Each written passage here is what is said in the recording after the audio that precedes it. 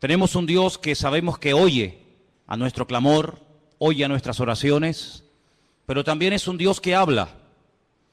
Imagínense ustedes lo que sería estar toda una vida, desde el día que le conocimos hasta el día que el Señor nos lleva a su presencia, hablando con Él, pidiéndole cosas, abriéndole nuestro corazón, pidiéndole por nuestro trabajo, por nuestros hijos, por nuestra familia, en fin, por lo que sea, y que el Señor nunca en todos los días, en todos los años sirviéndole, todos los años de haberle conocido, que nunca nos dijera ni media palabra.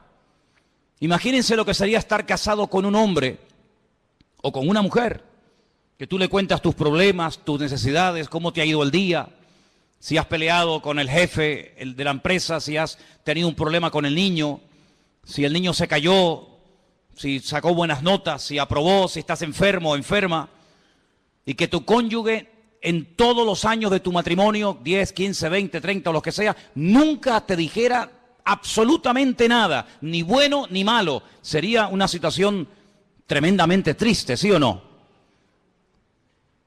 ¿Sí o no? Si quieren, pruébenlo. Estén en los próximos años sin hablarse el uno al otro para que veáis. ¿Sabes que había hace siglos una forma de matar a una persona en las tribus? Matarlo lentamente, torturarlo. Y era practicar lo que se llamaba el ostracismo. Era no hablarle, no dirigirle la palabra, no saludarlo, ni siquiera mirarlo a la cara. Terminaban muriendo de pena y arrojándose por barrancos, quitándose la vida, al ver que nadie, aunque estuviera rodeado de personas, nadie te dirigía la palabra. Damos gracias al Señor de que nuestro Dios no es así. Nuestro Dios no es sordo, pero nuestro Dios tampoco es mudo. Él habla. Y hay muchos textos a lo largo de la palabra de Dios donde vemos que Dios habla individualmente, colectivamente, durante el día, durante la noche, en momentos de urgencia, en la cárcel, en fin, en muchísimas situaciones, momentos y lugares de la vida. No siempre habla igual. No siempre el que tiene que oír la voz de Dios la oye. La Biblia nos enseña que hay momentos en los que la ceguera, la dureza de corazón, la actitud del hombre es tan mala que aunque el Señor le esté hablando no se entera. Y es tremendamente triste ver que a veces Dios le habla a la gente, le está mostrando el camino, le está indicando que por ahí no va bien, o por aquí va bien, o esto hay que hacerlo, o aquello no hay que hacerlo, y él ni se inmuta, ni se entera. Es como si el mensaje le pasara por encima de su cabeza. Vamos a ver en esta tarde diferentes formas como Dios nos puede hablar a nosotros, sí, hermanos, en pleno siglo XXI. Hoy en día nuestro Dios también habla. Hechos capítulo 8. Hemos leído, nuestro hermano Marco nos leía, que había comenzado la persecución en Jerusalén. Todo iba muy bonito, todo iba muy bien, pero la persecución comenzó. Los creyentes tuvieron que salir despavoridos, huyendo a diferentes lugares. Y la Biblia nos cuenta en el capítulo 8 del libro de los Hechos la historia de uno de los diáconos de la iglesia primitiva. Eran varios, no nos cuenta la historia de todos, pero sí nos da detalles acerca de uno, personalmente, de Felipe. Dice la Biblia que este hombre llegó a tener 4 hijas, después lo vamos a ver, hijas que tenían el don de la profecía. Un hombre que tenía un don también que era el de la hospitalidad, daba hospedaje a personas que servían al Señor. Pero este fue una de las personas que salió huyendo y se fue en dirección a Samaria, donde no había llegado el Evangelio. Recuerden que estaban todos en Jerusalén desde el día de Pentecostés, o mejor dicho, desde el día de la Ascensión. Llegó el día de Pentecostés, pasaron unos cuantos días, semanas, tal vez meses, y allí seguían en Jerusalén. La iglesia crecía y crecía, pero no se expandía. Crecía solamente en un lugar, y la voluntad del Señor era que fueran por todo el mundo, por todas las naciones de la tierra, por los 5 continentes predicando el Evangelio, pero ellos no iban a ir. Estaban muy cómodos, muy bendecidos, estaban muy a gusto en Jerusalén, a pesar de que a veces había prohibiciones por parte de las autoridades religiosas, sobre todo, de que no predicaran el Evangelio, pero ellos ahí estaban muy cómodos. Miles y miles de personas cada día venían a las reuniones, milagros, señales, prodigios, pero de ir a Samaria, olvídate. de salir de Israel, olvídate. El Señor tiene que permitir una persecución, y en esa persecución dice que Felipe se va a Samaria, allí predica, las multitudes reciben el Evangelio. Recuerden que el Señor Jesucristo había estado en Samaria, allí le había hablado a la mujer samaritana, ¿os acordáis? Dice la Biblia que los samaritanos le pidieron que se quedara allí con ellos, es decir, que era gente muy receptiva. Pero los discípulos no tenían ninguna intención de llevar el Evangelio a Samaria, por muchos motivos. Pero estando en Samaria, en el versículo 26, capítulo 8 de Hechos, dice que un ángel le habló a Felipe. Fijaros el sistema que el Señor utiliza para hablarle a Felipe estando en Samaria. Un ángel. El Nuevo Testamento está lleno de ángeles que van y vienen trayendo, llevando mensajes a personas. Y dice que un ángel le habló a Felipe y le da una orden concreta, muy clara de entender, y es la siguiente: levántate, ve hacia el sur. Él estaba en el centro del país, Samaria está en el centro. Dice, no, tienes que ir hacia el sur, por el camino que desciende de Jerusalén a Gaza, la famosa franja de Gaza. Allí es un camino que todavía hasta el día de hoy es un camino desierto, imagínense ustedes hace 2000 años. Entonces él se levantó y fue. Esto es muy fácil leerlo, ¿no? El Señor le habla a través de un ángel, lo deja todo y se marcha. Ya. Parece muy fácil, pero yo veo gente que llevan aquí años oyendo la voz de Dios, de alguna manera, no digo a través de un ángel, pero a través de predicaciones, a través de consejos, o a través de un libro cristiano, como sea, y todavía no han hecho caso. Sin embargo, Felipe no cuestiona, dice, pero ¿cómo me voy a ir yo a Samaria? ¿Y quién se queda al cargo de la obra? Yo he abierto esta obra, yo la estoy pastoreando, yo la estoy atendiendo, la gente es recién convertida, la gente es nueva. Aquí hay un mover de Dios tremendo. ¿Cómo me voy a ir yo de aquí? Y además, ¿a dónde? Me tendré que ir a un sitio mejor, ¿no? No, al desierto. No cuestiona la orden, no pone excusas, no dice yo no puedo, yo estoy demasiado liado ahora mismo, búscate a otro. Sino que dice que se levantó y se fue al desierto, en obediencia. Yo llamo a este hombre Felipe el obediente. Amén, hermanos. Felipe el obediente. No cuestiona, no duda, no pospone la orden, sino que dice, se levantó y se fue.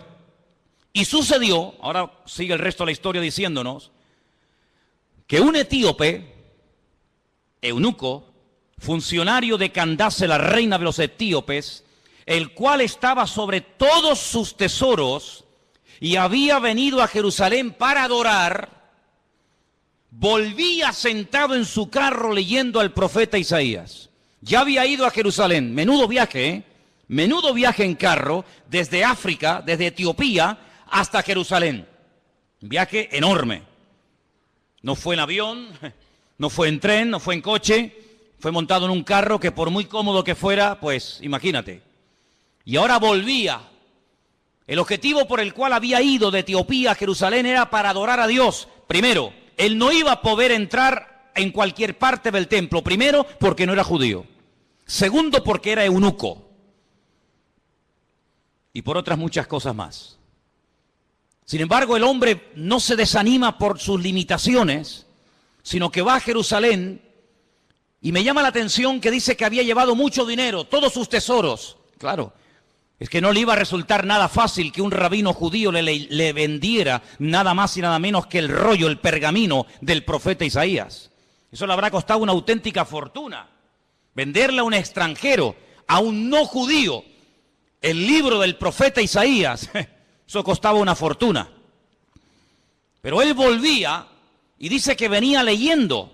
Luego tuvo que aprender a leer en hebreo, porque él como etíope no hablaba hebreo.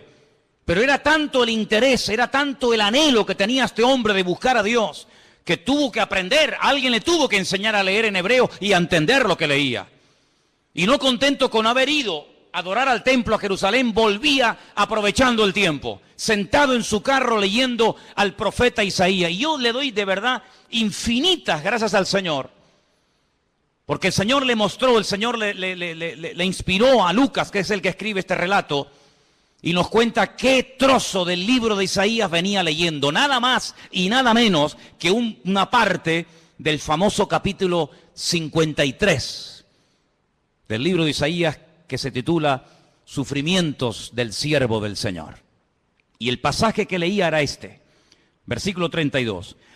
Como oveja a la muerte fue llevado, como cordero mudo delante del que lo trasquila, así no abrió su boca. En su humillación no se le hizo justicia. Mas su generación, ¿quién la contará? Porque fue quitada de la tierra su vida. Si yo pregunto en esta tarde, y por favor respondan, ¿de quién está hablando aquí el profeta Isaías? Del Señor Jesucristo. Todos los creyentes, por poco tiempo que lleven, al leer este texto, como cordero mudo fue llevado al matadero. En su humillación no se le hizo justicia. Su generación, ¿quién la contará? Automáticamente tú dices, está hablando de Cristo. Sin embargo, él no lo sabía. ¿Te das cuenta? ¿Te das cuenta cómo a veces tu conocimiento, por poco que sea, puede ser muchísimo en comparación con mucha gente que no sabe absolutamente nada de nada? Un pasaje tan claro, tan fácil, tan sencillo de entender. Este pobre hombre no sabía de quién estaba hablando. Y entonces fijaros en el verso 29, ahora no es otro ángel el que tiene que acercarse a Felipe, sino que ahora dice, el Espíritu le dice a Felipe, acércate y júntate a ese carro. Tal vez una voz interior, el Espíritu le habla claramente, el hombre se acerca, presta atención y mira cómo sabía Felipe que venía leyendo al profeta Isaías. Claro, hoy en día es muy fácil tener toda la Biblia debajo del brazo, toda la Torá, todos los profetas, todos los salmos, los evangelios, los libros proféticos, los libros poéticos. Es una maravilla, ¿sí o no? Es una maravilla poder llevar la Biblia, hermanos, y saber toda la historia, lo que Dios hizo en el Antiguo Testamento, lo que hizo en el Nuevo, lo que hará en el futuro, etcétera, etcétera. Conocer todos los detalles de la primera, de la segunda venida de Cristo, el descenso del Espíritu Santo, el arrebatamiento de la iglesia, la manifestación del anticristo. Es una maravilla tener todo en nuestras manos, pero ellos no tenían acceso a las Escrituras en aquellos tiempos. Tenían que aprendérselas de memoria. Y mira cómo Felipe no dice, ¿de quién estará leyendo? ¿Qué? Entendió perfectamente el pasaje, sabía que era un capítulo profético, un capítulo que hablaba de los sufrimientos del Mesías, y sabía que ese hombre, ese pasaje, era del profeta Isaías. Y entonces le hace una pregunta muy interesante. Versículo 30. ¿Entiendes lo que lees? ¿Entiendes algo de lo que estás leyendo? Y él dice, ¿y cómo podré si alguno no me enseñare? Y le rogó a Felipe que se subiera y se juntara con él. Y seguramente viajaron durante días y días viajando por el desierto, hasta que todos conocemos el resto de la historia, cómo este hombre manda a parar el carro, este hombre llega a un oasis donde hay agua, pide ser bautizado, el Señor arrebata a Felipe, aparece en otra parte del país, el etíope eunuco se va por su camino, pero añade la palabra gozoso, y todos conocemos el resto de la historia. Incluso la historia nos dice que este hombre llegó a su país, llegó a Etiopía, predicó el evangelio, y hasta el día de hoy, 2000 años después, hay una comunidad de etíopes coptos que creen en el Señor Jesucristo, que son cristianos, y algunos piensan y consideran que es el testimonio, el fruto del testimonio de aquel etíope que aceptó al Señor en el desierto. Es realmente algo increíble. Ahora, yo lo que quiero destacar sobre todo en este pasaje son las dos formas como el Señor le habla a Felipe. Primero, versículo 26, a través de un ángel. Y la segunda forma en el versículo 29, a través del Espíritu, evidentemente a través del Espíritu Santo. Los ángeles aparecen tanto en el Antiguo como en el Nuevo Testamento. Y dicho sea de paso, por si no lo sabías, la primera persona en la Biblia que tiene un encuentro con un ángel es una mujer. Nada más y nada menos que Agar, una egipcia, la madre de Ismael, la madre de las naciones árabes. ¿Qué te parece? O el padre de las naciones árabes. Y así a lo largo de toda la Biblia encontramos ángeles que hablan a personas en momentos puntuales. Dice la Biblia que algunos a lo largo de la historia dieron hospedaje a ángeles pensando que eran personas. Y no se daban cuenta de que aunque comían y hablaban y respiraban y los podías tocar, lo que tenían delante de ellos eran auténticos ángeles. Y si no, miren el caso de Abraham, invitando a comer a ángeles, invitando a comer Lot, el sobrino de Abraham, a ángeles en su propia casa. Cómo los ángeles guiaban a los profetas en el Antiguo Testamento, cómo le indicaban por aquí sí, por aquí no. Cómo un ángel le habló a María, cómo un ángel le habló a Daniel, cómo un ángel llegó a una cárcel y abrió la celda y sacó a Pedro de la cárcel. Y toda la Biblia está llena de manifestaciones de ángeles. Y dice la Biblia que son espíritus ministradores que están al servicio de los que han heredado la salvación, es decir, a nosotros. ¿Cuántos dicen amén? Y lo más grandioso de todo esto que dice que el ángel del Señor, el mensajero del Señor, acampa alrededor de los que le temen y los defiende. Bendito sea Dios. Pero también habla el Espíritu. Y hay 7 versículos en el Nuevo Testamento que son iguales, 7 versículos idénticos. El que tiene oídos para oír, oiga lo que el Espíritu dice a la iglesia. Están en las famosas cartas de Juan a las iglesias del Apocalipsis, ¿verdad? Allí al final de la Biblia.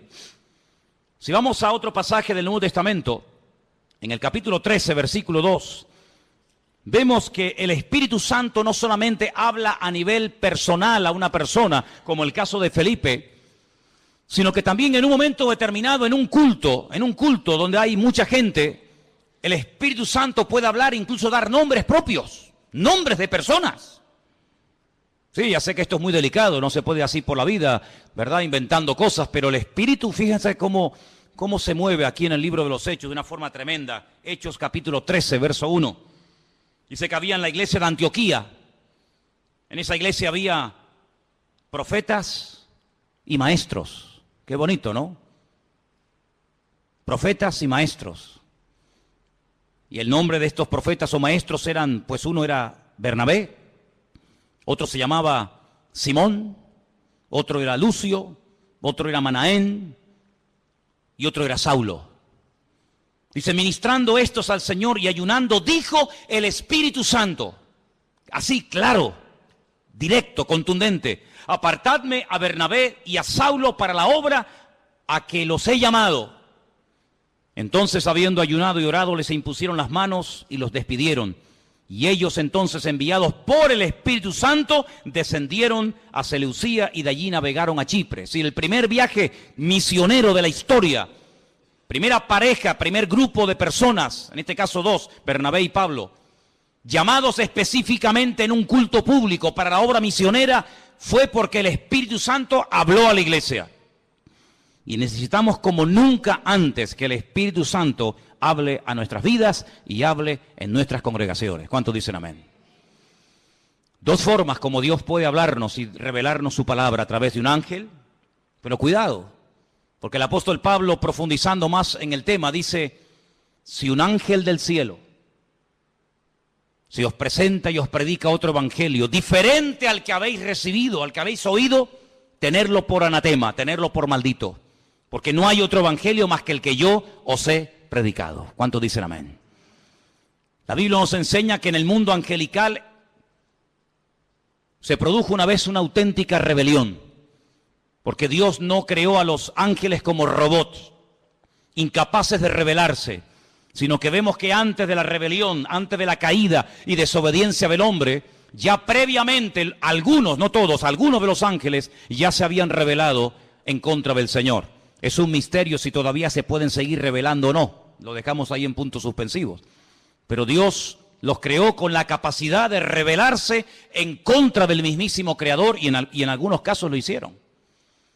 Y por otra parte, el Señor Jesucristo dijo que cuando Él se fuera, Él le rogaría al Padre para que enviara a otro Consolador para que estuviera con su pueblo para siempre. Dice, y Él tomará de lo mío y os lo hará saber. Él os recordará todo lo que yo os he dicho. Él os enseñará lo que ha de venir. Por lo tanto, la iglesia tiene que afinar los oídos para oír la voz del Espíritu Santo hablando a su corazón. ¿Cuántos dicen amén? Pero hay otras formas como Dios puede revelarnos su voluntad. Capítulo 9 de Hechos, un poquito más adelante. Capítulo 9 nos relata la conversión de Pablo. Es el único personaje que en 3 ocasiones diferentes en el mismo libro nos cuenta su testimonio. Capítulo 9, capítulo 22 y capítulo 26. Interesantísimo, ¿eh? Qué conversión tan espectacular tuvo que ser la de este hombre. Qué impacto tan grande produjo la conversión de Saulo, que no se cuenta una vez ni dos, sino tres. 3 ocasiones contando su testimonio en 3 lugares y circunstancias diferentes. En el capítulo 9, cuando el apóstol Pablo está recién, por así decirlo, impactado por el Señor, el versículo 10 dice: había entonces en Damasco un discípulo llamado Ananías, a quien el Señor le dijo en visión. Otra forma, el Señor le dijo en visión. No es algo que se inventó. No es algo que él dice, me parece que no. El Señor le habló claramente a través de una visión y le menciona por nombre. Le dice Ananías. Luego la visión no es para Juan, no es para Pedro, no es para Tomás, es para ti, para Ananías. Y él dice: heme aquí, Señor. Y el Señor le dijo: levántate y ve a la calle que se llama Derecha. Busca en casa de Judas a uno llamado Saulo de Tarso, porque él está allí orando. Sí, las instrucciones que le da el Señor son tremendas. No hay género de duda. No puede ir a cualquier parte. Es a la calle llamada Derecha, a una casa cuyo dueño se llama Judas. Y tiene que orar por un hombre que se llama Saulo, que además ha nacido en una región, en una colonia romana que se llama Tarso, y que está allí orando. Madre mía, como para equivocarte, hijo.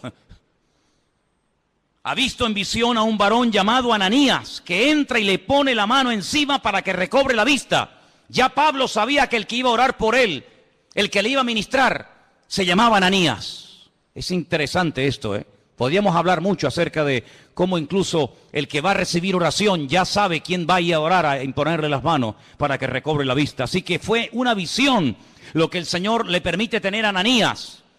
Que el Señor sabía que estaba allí, que en cualquier momento podía utilizarlo como instrumento para ir a orar por una persona que a priori Ananías dice: pero Señor, es un peligro, yo me juego la vida si voy a orar por este hombre. Porque dice Ananías, verso 13, Señor, hemos oído de muchos acerca de este hombre.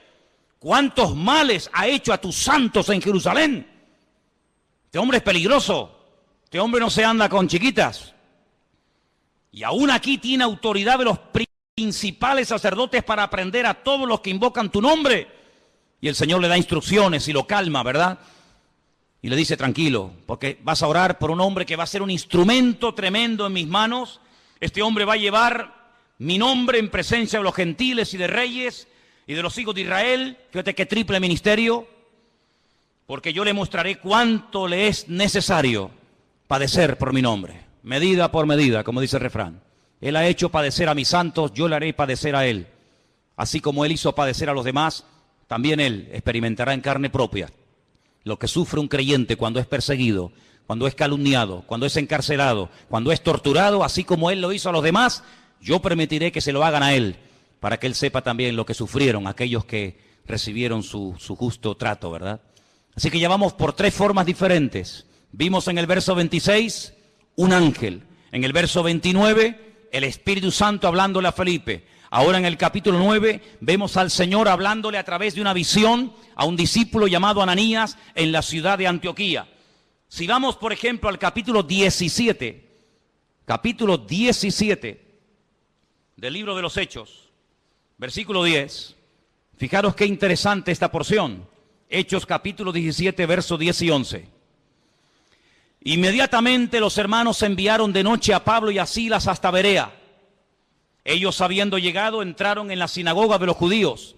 Y estos eran más nobles que los que estaban en Tesalónica, pues recibieron la palabra con toda solicitud, escudriñando cada día las Escrituras para ver si estas cosas eran así. Así que creyeron muchos de ellos y mujeres griegas de distinción, dice aquí, y no pocos hombres. La forma más tradicional, la forma más normal, como en el día de hoy a nosotros nos puede y nos debe de hablar el Señor, es a través de las Escrituras, a través de la palabra escrita del Señor. En ella vamos a encontrar las respuestas a todas nuestras preguntas. En ella vamos a encontrar ejemplos. En ella vamos a encontrar personajes que se encontraron en situaciones muy parecidas o similares a las tuyas. ¿Qué hacer en momentos de calumnia, de soledad, de enfermedad, de incomprensión?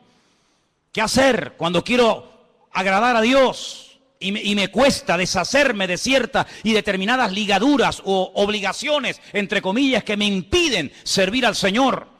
En la Biblia vas a encontrar la respuesta a eso y a mucho más, más de lo que tú te puedes imaginar. Y por eso queda reflejado, queda plasmado en el libro de los Hechos que los hermanos de Berea eran personas, dice la Biblia, nobles. Porque dice que cada día escudriñaban después del mensaje si lo que Pablo les acababa de enseñar era realmente así o no era así. Eso es como si ahora al terminar el culto, yo cojo y me voy a casa y ustedes se reúnen aparte en este salón o por varios grupos y comienzan a debatir, comienzan a hablar entre ustedes diciendo, hermanos, pastor, esta tarde nos ha hablado de esto, ¿qué opinas? Pues oye, lo que ha dicho es cierto o no es cierto, o lo dice aquí o lo dice allá. Así hacían los hermanos de Berea. Pero no con un espíritu crítico, no para buscarle el fallo, no para criticar o cuestionar la enseñanza, no, sino para reafirmarse en lo que aparentemente parecía del Señor, pero ellos querían no solamente oír, sino que la palabra avalara, que la palabra, ¿verdad?, apoyara el mensaje, la enseñanza del apóstol Pablo, lo cual me parece excelente. ¿Cuántos dicen amén? Personas que sabrían, bueno, tú tienes algo que decir, venga, sube, compártenos, predícanos, ¿has terminado? Sí, ¿tienes algo más que decir? ¿No? Muy bien, gracias hermano, que Dios te bendiga. Ahora nos quedamos un momento, opinamos, charlamos, escudriñamos las Escrituras para ver si ese argumento que nos presentó tiene base bíblica, para ver si eso que nos dice de que aquel hombre era el Mesías y era el verdadero, a ver si es así, si no es asado. Realmente algo increíble. Así deberíamos de ser todos nosotros. El apóstol Pablo le recomendaba a su hijo en la fe, a Timoteo, entre tanto que yo voy, ocúpate en la enseñanza, en la lectura y en la exhortación. Y le dice algo tremendo. La otra noche me desperté con ese texto y hasta sabía dónde estaba ese versículo que está en 2 de Timoteo 3:16. Toda la Escritura es inspirada por Dios. ¿Cuántos conocen ese versículo? ¿Lo buscamos? 2 de Timoteo 3:16. Vamos a leerlo juntos, por favor. Versículo que deberían ustedes de aprenderse de memoria. Muy útil en estos tiempos. Dice así, 2 de Timoteo 3:16. Vamos a leerlo juntos. Toda la Escritura es inspirada por Dios, útil para enseñar, para redarguir, para corregir, para instruir en justicia, a fin de que el hombre de Dios sea perfecto, enteramente preparado para toda buena obra.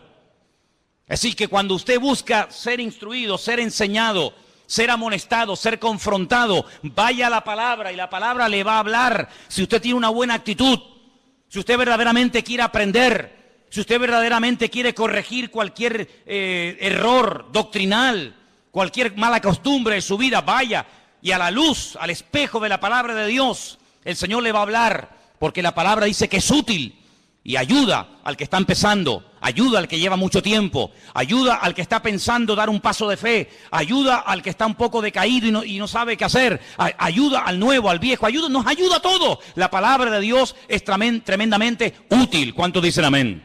Y hay que escudriñarla. Jesús dijo, escudriñad, meteros en la palabra, estudiar la palabra, porque ellas son las que dan testimonio de mí.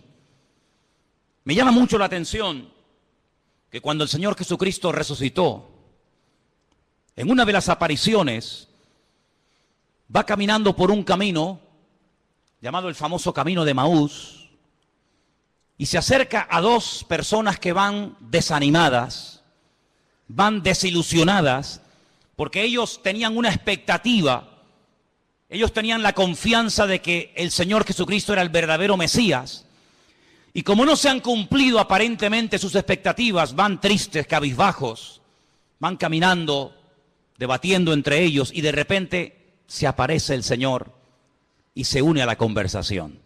Permítame leerles en Lucas 24, a partir del versículo 21.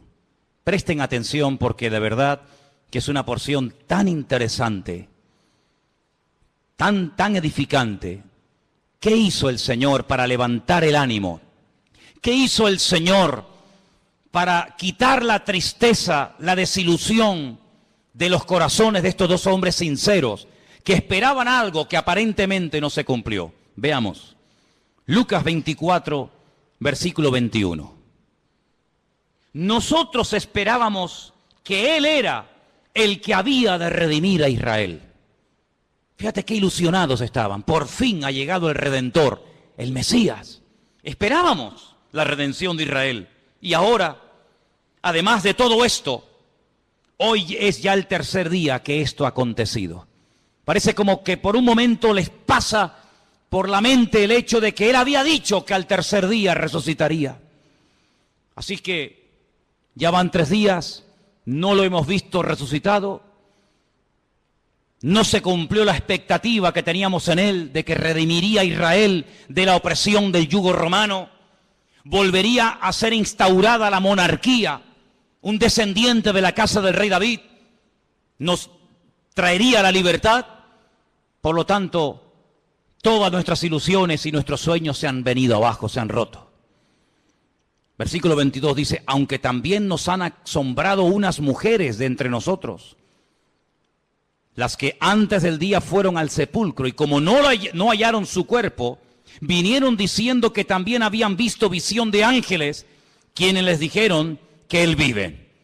Aquí hay algo extraño, porque por una parte son conscientes de que unas mujeres por lo visto, según cuentan ellas, él ha resucitado, pero el argumento que ellos presentan no es un argumento de fe, no es un argumento contundente, sino dice que ellas dicen que ha resucitado porque no encontraron el cuerpo. Pero no dicen, no, él ha resucitado, sino que simplemente se agarran al comentario de decir, bueno, dicen que ha resucitado porque no encontraron el cuerpo, pero vete tú a saber. No están muy convencidos de que aquel testimonio era correcto. Además, perdonen las hermanas, en los tiempos de la Biblia, los testimonios de las mujeres no tenían ningún valor. Una mujer daba testimonio de que había visto un crimen, un asesinato o cualquier otra cosa y no era válido el testimonio de una mujer. Por lo tanto, unas mujeres de entre nosotros, supuestamente de buen testimonio, de confianza, han venido con este comentario, pero entonces dice que algunos fueron de los nuestros al sepulcro y hallaron así como las mujeres habían dicho, pero a él no le vieron. ¿Pero cómo le van a ver? Si ha resucitado. Si te quedarías más tranquilo saber que algunos de los nuestros fueron al sepulcro y lo vieron allí, entonces ¿qué testimonio hay en eso? Algunos de los nuestros fueron a comprobar si verdaderamente había resucitado y cuando llegaron allí no lo vieron. Pues ¿te parece poco testimonio? Es que ese es el gran testimonio. Es cuando hemos ido a Jerusalén y nos metemos dentro del sepulcro y algunos hermanos, no siempre, pero algunos me preguntan, dicen, hoy una pregunta ahí, ¿y qué hemos venido a ver aquí? Digo, aquí, nada. Aquí hemos venido a ver una cueva vacía, una tumba vacía. Este es el gran testimonio. Si viniéramos aquí y viéramos que está ocupada, te aseguro que yo no hubiera venido aquí tantas veces. Pero lo grandioso de nosotros es que vamos a Jerusalén y vemos una tumba que está totalmente vacía y se puede visitar. ¿Cuántos dicen amén? Si estuviera ocupada, pues menuda ruina. Vana sería nuestra fe, dice la Biblia. Ahora escucha bien esto. Esto es tremendo. Entonces él les dijo, ahora habla el Señor, hasta ahora han hablado ellos, ahora va a hablar el Señor y les dice, oh insensatos y tardos de corazón para creer todo lo que los profetas han dicho.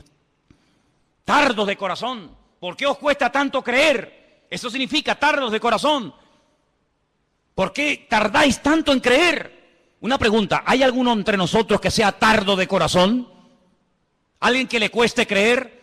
Has oído el testimonio de fulanito, has visto la vida cambiada de no sé quién, has oído el milagro de tal, has escuchado al pastor predicar, has escuchado el otro día a otro chico predicando, has ido a una iglesia por aquí, has ido a una iglesia por allá.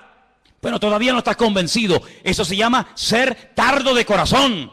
No tenemos que ser tardos de corazón, tenemos que estar abiertos a creer lo que hay que creer y a rechazar lo que no hay que creer, hermano. ¿Cuántos dicen amén?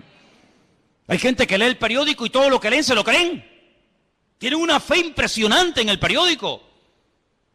O ven un programa de televisión y se creen todo lo que los que han estado en esa tertulia acaban de decir. Pero después cuando leen la Biblia, la dudan y la cuestionan.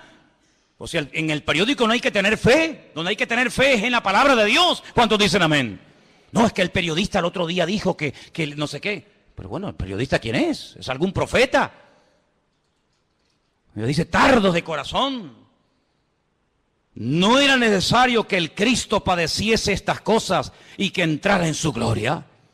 ¿Es que acaso ha ocurrido algo por casualidad? ¿Es que se le ha ido de las manos el control al Eterno? ¿No era necesario que ocurriera todo esto? Su muerte, su crucifixión, su rechazo, su resurrección. ¿Era necesario todo esto? Todo ha salido perfecto. Todo ha salido perfecto.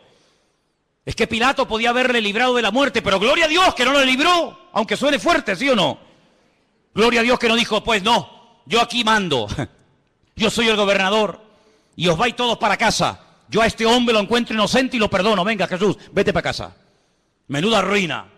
Yo doy gloria a Dios que Pilato, a pesar de que sabía que era un hombre justo e inocente, lo mandó a crucificar. ¿Tú no?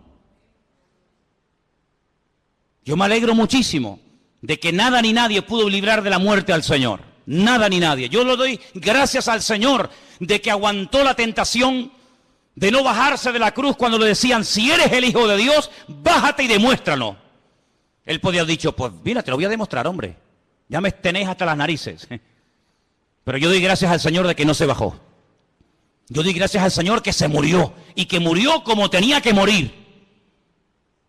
Y también doy gracias al Señor porque todas las profecías que estaban escritas acerca de Él se cumplieron perfectamente. Y por eso Él les dice, todo esto era necesario. Y comenzando desde Moisés, desde la Torá, el Pentateuco, siguiendo por todos los profetas, Isaías, Jeremías, Habacuc, Sofonías, Abdías, Malaquías, etcétera, etcétera, etcétera, les declaraba en todas las escrituras lo que de él decían. Aquí menciona a Moisés, la Torá, menciona a los profetas y menciona las escrituras. Y con esas tres palabras en hebreo forman la palabra Tanaj. Así se llama el Antiguo Testamento en hebreo, Tanaj, que es la unión de la Torá, de los Neviín y de los Ketubín, de los profetas, de los escritos y de la ley de Moisés, la Torá. Y les abrió los ojos y les mostró cómo a través de las escrituras tenían que creer que lo que había ocurrido no era producto de la casualidad. Y por eso, amados, nosotros tenemos hoy en día una herramienta tremenda. Podemos estar seguros de que Jesús no fue un impostor. Podemos estar plenamente convencidos de que el Nuevo Testamento no es una historia inventada, de que Jesús no es un mito, un personaje histórico, pero que a la hora de la verdad no existió. Nosotros podemos tener la completa seguridad de que la palabra que tenemos en nuestra mano no ha sido ni tergiversada, no se la ha quitado, no se la ha añadido, es una palabra perfecta. Y el cielo y la tierra podrán pasar, pero su palabra permanecerá por toda la eternidad. La palabra de Dios es la fuente de nuestra fe, es la base, el fundamento de nuestra creencia. Las profecías se cumplieron todas, no faltó ni una por cumplirse. Y no eran producto de la casualidad, sino que todo estaba bajo el control del Señor. Y hoy en día les digo, hermano, que ese Dios que controló la primera venida de Cristo, tiene todo bajo su control y todo lo que está ocurriendo porque Dios así lo está permitiendo. ¿Cuántos dicen amén? Porque ni una hoja de un árbol se cae sin permiso del Señor. Y cuando el Señor esté a punto de venir, y cuando tenga que manifestarse el anticristo, y cuando vengan los dos testigos, y cuando venga la señal de la bestia, y todo eso que hemos estudiado durante años, todo ocurrirá como tiene que ocurrir, porque la palabra de Dios es viva, es eficaz, y es verdadera, y es perfecta, y no se equivoca, y tenemos en nuestra mano el mejor regalo del mundo, la salvación y la palabra del Señor. ¿Cuántos dicen amén? Gloria a Dios por la palabra de Dios. Gloria a Dios, hermanos. Pues léanla, estúdienla, escudriñenla. Si alguien busca voluntad de Dios, métete en la Biblia, métete en la palabra, levántate temprano, acuéstate más tarde si quieres, y comienza a leer y a buscar por aquí y a buscar por allá, y seguro que el Señor te hablará tu vida, porque el Señor siempre habla a través de su palabra. Fíjate qué poder tan grande tiene la palabra de Dios, que hasta Cristo la usó para atacar al diablo cuando era tentado en el desierto de Judea.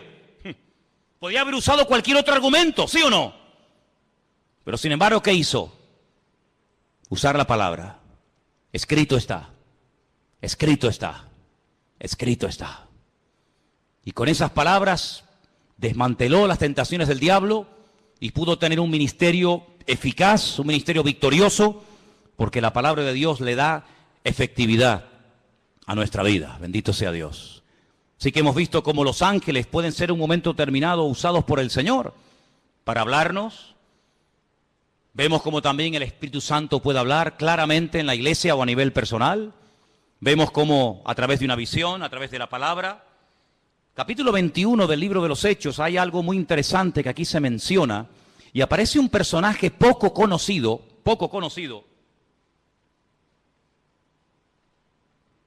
pero que trae un mensaje muy interesante. Estamos en el libro de los Hechos, capítulo 21, versículos del 8 en adelante. La intención de Pablo es ir a Jerusalén. Él está de visita en la casa de Felipe. Volvemos otra vez a mencionar a Felipe, aquel que le testificó al etíope eunuco en el desierto, ¿os acordáis? Ahora está viviendo en Cesarea. Se menciona no el nombre de su esposa, pero sí nos dice la Biblia que tenía 4 hijas que eran profetisas, eran doncellas. Vamos a leer. Hechos capítulo 21, verso 8. Al otro día, saliendo Pablo y los que con él estábamos, fuimos a Cesarea. Y entrando en casa de Felipe, el evangelista, ya no es el diácono, ahora ya tiene un título, ahora ya se le reconoce que tiene un ministerio, y es el de evangelista. Dice que era uno de los 7, posamos con él. Este tenía 4 hijas doncellas que profetizaban. Qué bonito, ¿no? 4 hijas doncellas que profetizaban. Pero a Pablo no le dijeron nada. Es interesante, ¿eh? 4 hijas doncellas que profetizaban, pero a Pablo no le comunicaron absolutamente nada. Tiene que venir un varón, versículo 10, permaneciendo nosotros allí algunos días, descendió de Judea un profeta llamado Agabo.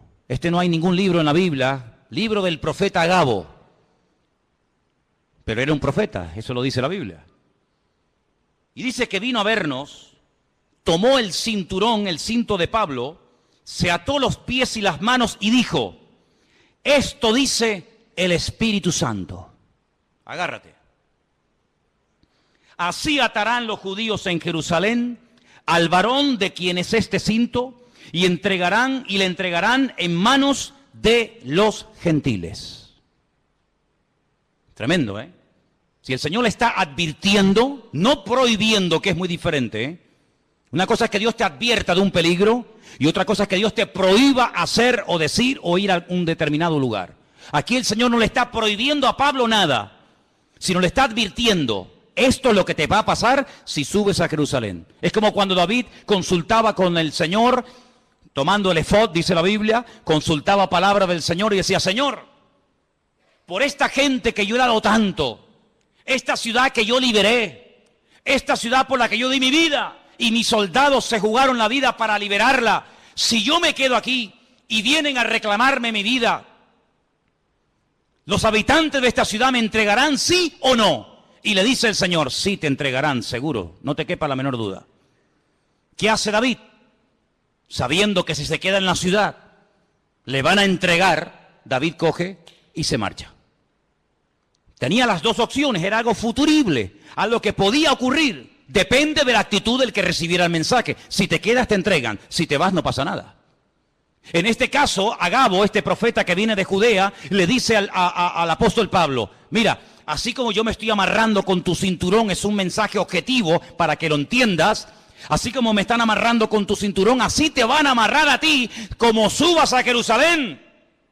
¿Qué hace Pablo? Sigamos leyendo. Versículo 12. Al oír esto, le rogamos nosotros y los de aquel lugar que no subiese a Jerusalén. Entonces Pablo respondió, y miren lo que dice, ¿qué hacéis llorando y quebrantándome el corazón?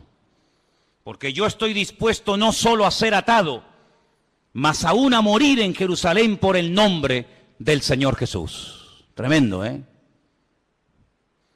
Como no le pudimos persuadir, desistimos diciendo, hágase la voluntad del Señor. A veces le decimos a una persona, no hagas esto, no hagas tal, no hagas cual. Pero en resumidas cuentas, lo que tenemos que orar es, Señor, que se haga tu voluntad. en la vida de esta persona. Obligar a una persona a hacer algo que en el fondo no quiere hacer no sirve de nada, porque en cuanto te dé la espalda lo va a hacer. Señor, yo ya le he hablado, Señor, yo ya le he dicho lo que hay, lo que le puede pasar, pero que se haga tu voluntad, porque yo no soy Dios. Haz tú la obra en este hombre o en esta persona. ¿Cuántos dicen amén? Tú sabes lo que te va a pasar. Te van a atar, te van a meter mano, lo vas a pasar mal. Te pedimos, por favor, hermano, que no subas. Yo no sé, y permítame dar una opinión personal, yo no sé si Pablo se equivocó. Yo no sé si Pablo tenía que haber sido más precavido y podía haber dicho, bueno, pues, ¿qué necesidad tengo yo de subir a Jerusalén? Voy a seguir predicando en otros lugares. Yo no sé si Pablo pecó de imprudente. Lo que está bien claro es que Pablo no tenía la prohibición de no subir. Si el Espíritu le hubiera dicho que no subiera, Pablo no hubiera subido, te lo puedo asegurar. Porque Pablo era un obediente a la voz del Señor. Había momentos en los que Pablo quería ir a predicar a un lugar, y el Espíritu se lo prohibía y Pablo no insistía. Pablo decía, bueno, pues si no quiere el Señor, no voy, y punto. Había momentos en los que Pablo se dejaba descolgar en un canasto por un muro para salir huyendo, porque él entendía que era el momento de huir, pero hay momentos en los que es el momento de quedarse. Y Pablo entendió que tenía que subir a Jerusalén a pesar de lo que le han advertido que le va a pasar. Luego, aquí hay un mensaje profético personal en la vida de Pablo, que Pablo lo tiene en cuenta, pero por encima de esa palabra profética, por encima de esa palabra de advertencia, diríamos más bien, el apóstol Pablo decide subir y todos conocemos el resto de la historia. La vida de Pablo dio un giro total y absoluto a raíz de esa decisión de subir a Jerusalén. Sabemos todos, en fin, todo lo que se le vino encima. Dios puede hablar también, ¿cómo no?, a través de palabras proféticas, sí, claro que sí. Pero Pablo, por encima de la palabra profética, y este era un profeta verdadero y genuino, por encima de esa palabra, pone el sentir de su corazón y su relación con Dios, y el argumento que presenta es este: no me estéis lloriqueando ni quebrantándome el corazón, porque quiero dejar bien claro que no solamente estoy dispuesto a que me aten y me torturen, sino estoy dispuesto incluso a dar mi vida, si hace falta, por la causa del Evangelio y por mi Señor Jesús. Lo tenía clarísimo en su vida. Así que hemos visto cómo los ángeles, el Espíritu Santo, a través de una visión, el Señor también con voz audible, como no, a través de profecías, pero también hemos visto muchas veces en la palabra de Dios que Dios habla a través de sueños, ¿sí o no? Muchas veces. El caso de José, el caso del otro José, el del Nuevo Testamento, que dice que dice la Biblia que el Señor le habló en un sueño, que tenía que aceptar a su mujer, que no la había engañado, que no la había mentido, ¿verdad? Hay momentos en la Biblia en los que Dios habla a través de sueños. La Biblia dice que una de las señales de los últimos tiempos es que los ancianos tendrán sueños y los jóvenes tendrán visiones. Lo dice el profeta Joel en el capítulo 2. Los jóvenes tendrán visiones y los ancianos soñarán sueños. Y si quieres saber si eres joven o anciano, pues mira a ver qué estás. O estás teniendo visiones o estás teniendo sueños. Y ahí ya sabes por dónde van los tiros, ¿no? Pero dicho sea de paso, lo más importante de todo esto es siempre lo que la palabra de Dios termina como conclusión diciéndonos. Podemos tener sueños, podemos tener visiones, podemos tener un sentir. Alguien nos pudo decir por ahí no sé qué cosa, pero no te olvides que el Señor hoy en día, como habla a su pueblo y a su iglesia, es a través de su santa y bendita palabra. ¿Cuántos dicen amén? Es a través de la palabra de Dios que sabemos lo que tenemos que hacer. Y quiero terminar leyendo en Hechos capítulo 1. Hechos capítulo 1, para que veáis cómo hay un texto que en aquellos días de espera, desde la ascensión de Cristo hasta que llega el día de Pentecostés, ellos están estudiando la palabra, ellos están analizando las Escrituras y llegan a un texto que dice lo siguiente, Hechos capítulo 1, versículo 20. Hechos 1, versículo 20. Esta palabra que vamos a leer, ellos la leyeron del Salmo 69. Salmo 69 dice así: está escrito en el libro de los Salmos, sea hecha desierta su habitación y no haya quien more en ella. Tome otro su oficio y tome otro su oficio. Ellos interpretaron por este versículo del Salmo 69, repito, ellos interpretaron que había quedado un vacío cuando Judas, uno de los discípulos, se ahorcó y se quitó la vida. Ellos entendieron que según este salmo había que nombrar a otros. Ahora, cuidado, ellos recurren a la palabra, ellos saben que el Salmo 69 dice que, da a entender indirectamente que Judas se suicidaría, que Judas se quitaría de en medio, que otro tendría que ocupar su lugar, pero interpretan mal la palabra. Ellos hacen una votación, ellos dicen, bueno, fulanito o menganito. Dice que echaron suertes, la suerte cayó sobre un discípulo fiel que había estado con ellos desde el principio, llamado Matías. Ellos deciden que Matías sea el que ocupe el lugar de Judas, el que se ha ahorcado, pero nosotros sabemos por la historia bíblica que así no se mueve el Señor. Hemos visto cómo Dios habla por sueños, por visiones, por profecías, por la palabra, el Espíritu Santo, pero nunca a través de la suerte. Nunca a través de echar suertes. Será fulano, será mengano, no. Ese sistema es un sistema humano, no es un sistema divino. Y aquí de lo que se trata no es de adaptar, no es de utilizar los sistemas humanos para saber la voluntad de Dios, sino de descubrir los sistemas de Dios para hablarle a los seres humanos. ¿Cuántos dicen amén? Sí, Dios suplirá todas vuestras necesidades. ¿Quién suplirá nuestras necesidades? Dios. ¿Qué dice Filipenses 4:19? ¿Alguien lo sabe de memoria? ¿Alguien sabe Filipenses 4:19 de memoria? Mi Dios, pues, suplirá todas vuestras necesidades conforme a su riqueza en gloria en Cristo Jesús. Mi Dios suplirá. ¿Quién suplirá las necesidades de un pastor? ¿Quién? ¿Quién suplirá las necesidades tuyas como oveja? ¿Quién suple las necesidades de la iglesia? Mi Dios. ¿Sí o no? Dígalo fuerte. Mi Dios suplirá mis necesidades. Pero vamos a comprar la lotería por si acaso.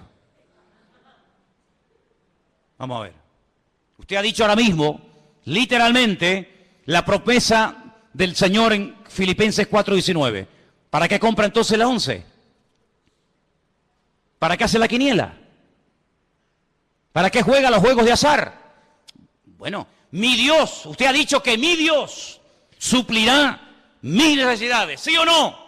Pues si es mi Dios, que lo haga Dios. No le eche una mano a Dios.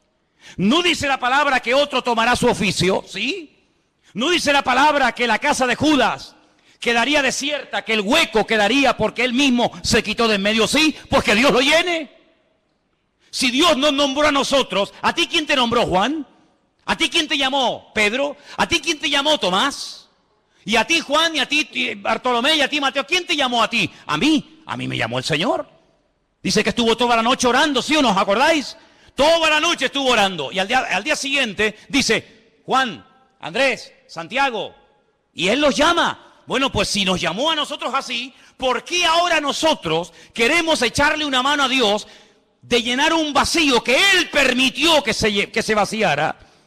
Que lo llene el Señor, porque su palabra, para que se cumpla, el que tiene que actuar es Él y no yo. Entonces ustedes tienen que madurar y tienen que crecer para daros cuenta de que no puede haber incongruencias con la fe. No se pueden mezclar sistemas divinos con sistemas humanos. Dios habla por sueños. Amén. Gloria a Dios. Nadie cuestiona eso, hermano. Dios habla por ángeles. Amén. Dios habla por profecías. Dios habla por su palabra. El Espíritu Santo habla. Amén. ¿Te parecen pocas formas? ¿Te parecen pocos sistemas? Que falta alguno más, que te tienes que inventar un nuevo sistema para que Dios te hable. No te tienes que inventar nada, tienes que amoldarte a los sistemas bíblicos. ¿Estás buscando la voluntad de Dios? Gloria a Dios, me parece estupendo. Pero no es Tim Marín de Dos Pingües, Cucaramaca, Titirifue. No, no es eso. Señor, háblame. Y el Señor te puede hablar esta noche. El Señor te puede hablar en una profecía. Cuando el Señor quiso utilizar a David para que fuera el segundo rey de Israel, le dijo a Samuel, vete a la casa de Isaí, son 8 hermanos, ponga en una bolsa los 8 nombres y venga, vete sacando. No, este no es, este sí es. No, porque para ti es difícil saber entre 8 cuál es el verdadero, pero para mí no. ¿Amén? ¿Cuál será? ¿Será este? ¿Será el otro? El Señor sabía cómo se iba a llamar el segundo rey de Israel, ¿sí o no? Pues vete y unge a David. Y a ese fue el que ungió el Señor. El Señor sabe dónde vives. El Señor sabe cómo te llamas. El Señor sabe qué número de zapato tienes. Tu DNI lo conoce el Señor, tu ADN, tu grupo sanguíneo. Lo conoce absolutamente todo. Dice que nuestro embrión vieron, nuestros ojos vieron al Señor. Por lo tanto, amados hermanos, no tengamos temor de que no vas a saber qué hacer en la vida. Porque el que busca halla, el que llama se le abrirá y el que pide recibe, dice la palabra. Lo que hay es que buscarle de corazón, lo que hay es que buscarle de verdad. Pero ahora te digo lo siguiente, si tú lo buscas de verdad, si tú le pides, Señor, háblame, si tú le pides, Señor, guíame, si tú le pides, Señor, úsame, si tú le dices, Señor, cuenta conmigo, cuidado porque Dios te va a tomar la palabra. Y cuando Dios te hable, ya no tienes excusa. Cuando Dios te diga, sí, úsame, pues venga, ahora la obra. Ay, pero espera, no.